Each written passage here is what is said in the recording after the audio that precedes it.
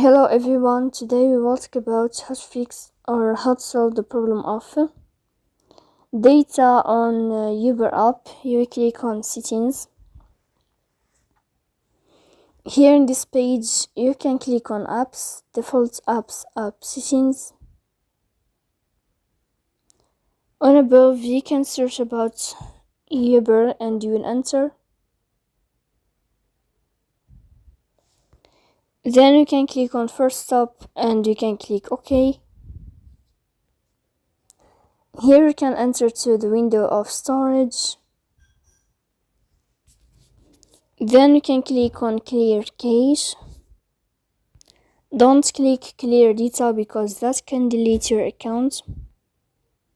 So please don't forget to support us by like and subscribe. See you next time in another video. And thank you for your attention and your watching.